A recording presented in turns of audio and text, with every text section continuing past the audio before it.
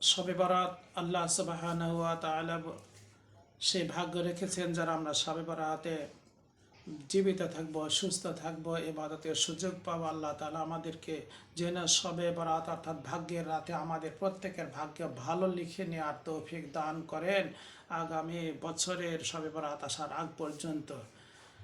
নাহমাদুহু ওয়া নুসাল্লি আলা রাসূলিহিল কারীম।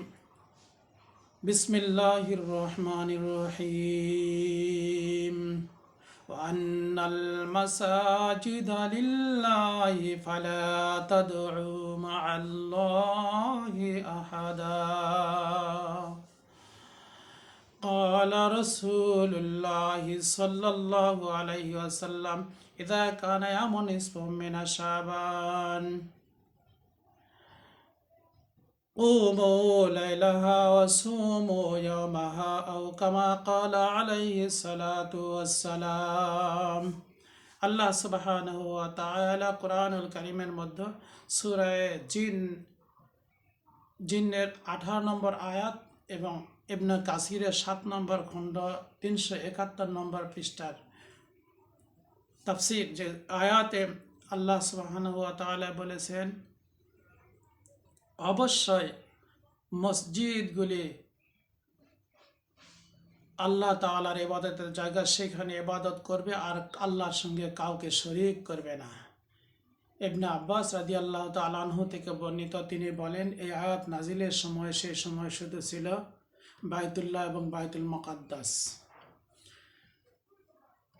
আকরাম রাদিয়াল্লাহু তাআলা আনহু বলেছেন যে এই আয়াতের উদ্দেশ্য থেকে শুধু বাইতুল্লাহ আর বাইতুল মুকাদ্দাস নয়, বরং পৃথিবীর সমস্ত মসজিদকে উদ্দেশ্য করা হয়েছে। অর্থাৎ হুজুর সাল্লাল্লাহু আলাইহি সাল্লাম আসার আগে নির্ধারিত নবীদের যুগে নবীদের সেজদার জায়গা ঘর ছিল, মসজিদ ছিল, কিন্তু হুজুর সাল্লাল্লাহু আলাইহি সাল্লাম আসার পর সারা পৃথিবীকে মসজিদ বানিয়ে দিয়েছেন। সুবহানাল্লাহ।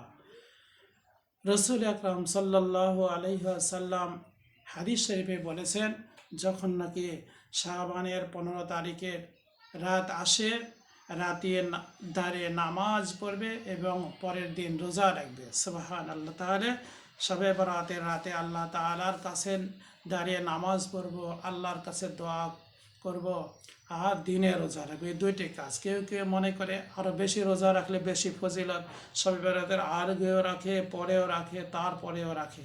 না, কখনোই নয়। যতটুকু হুকুম দেওয়া হয়েছে ততটুকু শুধু ইবাদত করব। যেমন শুধু নামাজের কথা বলছে, এখানে নামাজ থেকে উদ্দেশ্য নামাজই নয়। ইউসুফ রহমতুল্লাহ আলাই মেখুল মাদ্রাসার হুজুর যখন আমরা পড়ি তখন বলেছেন, আসলে কথা হলো আল্লাহর কাছে সব রকমেরই দোয়ার উদ্দেশ্য। এখানে নামাজ পড়বেন, তাসবিহ পড়বেন, দোয়া পড়ব, ইস্তেগফার করব, দোয়া করবে, এই সবগুলি আমরা আল্লাহ দরবারে চাইব। আর ওই রাতে বেশি করে চাইব যেন আমাদের ভাগ্য ভালো হয়। ভাগ্য তো দুই প্রকার, তাকদীরে মুআল্লাক, তাকদীরে মুবাররাদ। যেটা মুআল্লাক দোয়া করে পরিবর্তন করে নেওয়া যায়, আর যেটা তাকদীরে মুবাররাদ লিখিত আছে, এর কোনো পরিবর্তন না। আল্লাহ তাআলা আমাদের ভাগ্যর খারাপগুলিকে বদল করে ভালোগুলিকে নেওয়ার তৌফিক দান করেন এবং ভালোগুলি পরিপূর্ণভাবে বেশি বেশি করে আল্লাহ তাআলার দরবারে ভালো এগুলি নেওয়ার তৌফিক দান করুন। আমিন। আসসালামু আলাইকুম ওয়া রাহমাতুল্লাহ।